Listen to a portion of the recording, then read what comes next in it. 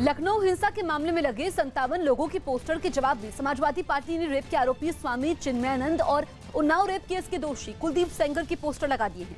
ये poster Samajwadi party के नेता आईपी सिंह की तरफ से लगवाए गए हैं, जिस पर लिखा है कि ये प्रदेश की बेटियों के आरोपी हैं, इनसे सावधान रहे। साथ ही पोस्टर पर लिखा है कि बेटियां रहे सावधान, सुरक्षित रहे हिंदुस्तान। कल ही लखनऊ हिंसा मामले में लगे पोस्टर पर सुप्रीम कोर्ट में भी सुनवाई हुई थी और सुप्रीम कोर्ट ने हाई कोर्ट के फैसले पर रोक लगाने से इनकार कर दिया था। अजीत सिंह हमारे सहयोगी फोन लाइन पर मौजूद है। अजीत, अब ये पोस्टर वॉर छिड़ गया है, समाजवादी पार्टी की तरफ से जो पोस्टर लगाए गए हैं उस पर बीजेपी की तरफ से कोई जवाब आया है?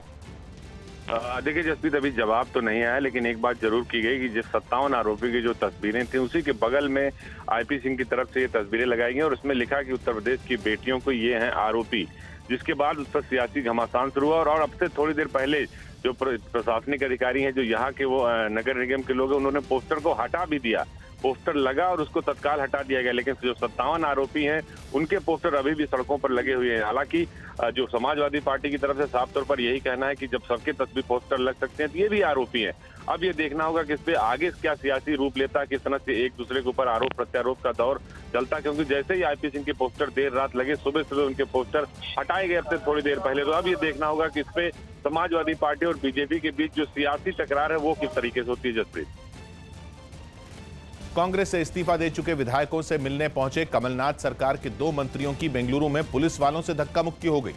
मध्य प्रदेश सरकार में मंत्री जीतू पटवारी और लाखन सिंह कांग्रेस के बागी विधायकों से मिलने बेंगलुरु पहुंचे थे और वो बेंगलुरु के उस होटल में पहुंच गए जहां बागी विधायक ठहरे हैं। जीतू पटवारी आगे आगे चल रहे थे और बेंगलुरु पुलिस उन्हें रोकने की कोशिश करने लगी। अचानक जीतू पटवारी भड़क गए और उनकी पुलिस वालों से धक्का मुक्की शुरू हो गई।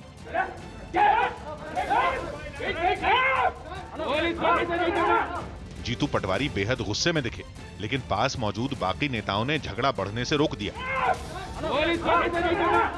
लेकिन होटल में कई बार ऐसा हुआ जब जीतू पटवारी और पुलिस वालों के बीच झगड़ा बढ़ने से बाकी नेताओं को रोकना पड़ा। लेकिन बेंगलुरु पुलिस ने जीतू पटवारी को बागी विधायकों से मिलने नहीं दिया। पुलिस वालों से उलझने का खमियाजा भी कमलनाथ सरकार के दोनों मंत्रियों को भुगतना पड़ा। और पुलिस ने दोनों मंत्रियों को ही नहीं बल्कि उनके साथ आए लोगों को भी हिरासत में ले लिया। होटल के बाहर जब पुलिस वाले उन्हें बस में बैठाने के लिए ले जाने लगे, उस वक्त भी धक्का मुक्की हुई।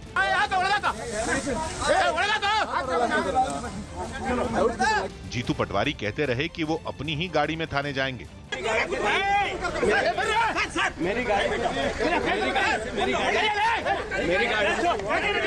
लेकिन पुलिस वालों ने उन्हें बस में बैठा दिया। घटना की खबर सामने आते ही कांग्रेस के नेताओं ने बीजेपी पर हमले शुरू कर दिए। नई सरकार भारतीय जनता पार्टी की बनाने के इरादे से जो सारा उनका एक षड्यंत्र चल रहा है, ये दुर्भाग्यपूर्ण कह सकते हैं। ये लोकतंत्र के ऊपर प्रहार है, लोकतंत्र के ऊपर चोट है।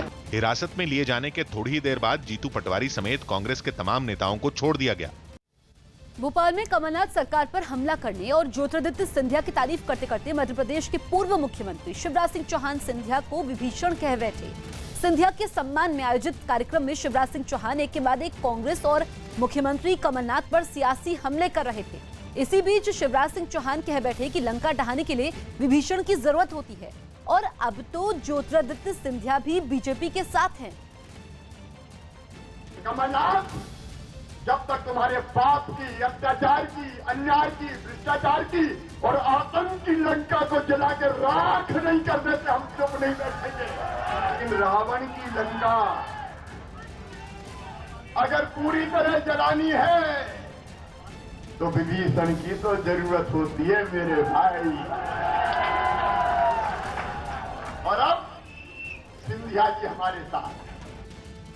अमेरिका और यूरोप में